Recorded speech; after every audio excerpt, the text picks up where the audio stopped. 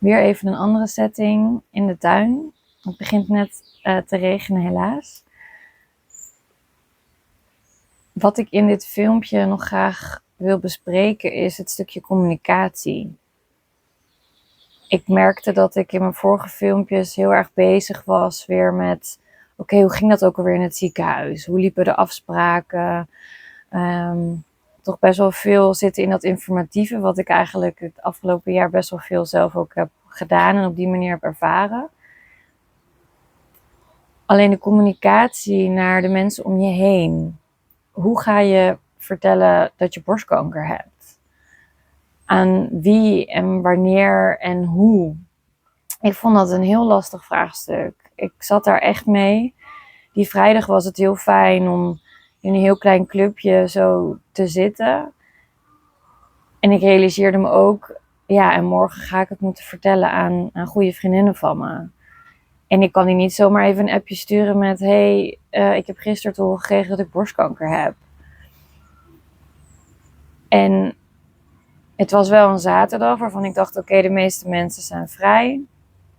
En ik ga gewoon een aantal vriendinnen bellen of appen van... Hey, kun je zo even bellen? Ik wil iets serieus vertellen of iets ernstigs vertellen.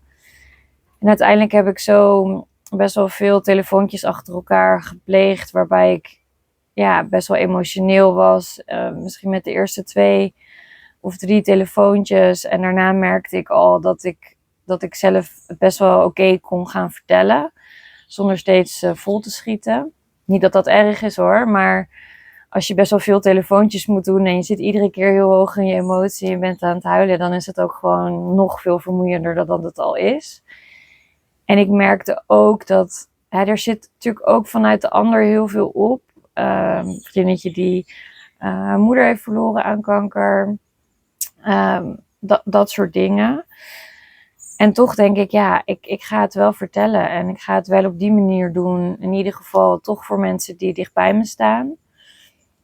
En uiteindelijk via wat appjes voor de mensen die wat verder stonden. Of op het moment dat ik gewoon dacht, ik ben nog gewoon te moe om te bellen. En ik dacht, het is wel even goed om dat hier ook te bespreken. Want wat daar heel erg belangrijk bij is, denk ik, is dat je je gevoel volgt.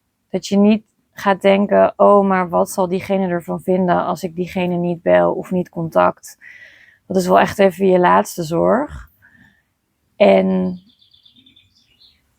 ja, ik denk dat het heel belangrijk is dat je daarin volgt wat voor jou goed voelt. Wil je het liever niet tegen heel veel mensen vertellen?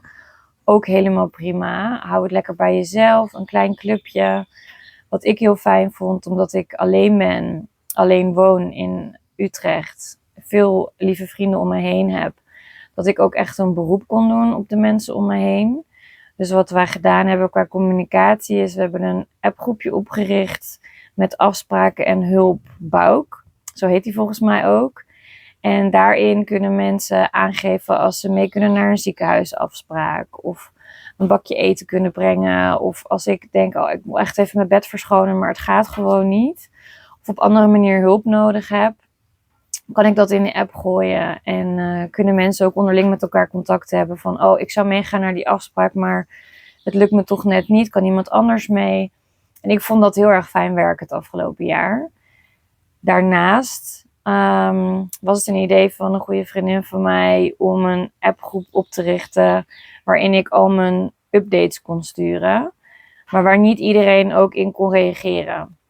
Wat het heel overzichtelijk maakt. Ten eerste voor mezelf, om eigenlijk een soort van logboekje klinkt het bijna, maar ik merkte dat ik het heel fijn vond om, als er dan weer van alles gebeurd was, om dat van me af te schrijven en te delen.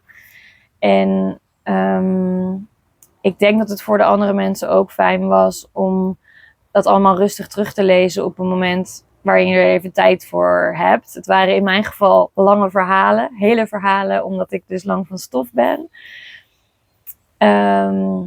Maar ja, mocht je in zo'n situatie zitten, weet dan in ieder geval dat er best wel veel opties zijn. Ook in WhatsApp van oké, mensen kunnen hier alleen maar lezen of een aantal groepsbeheerders uitzoeken.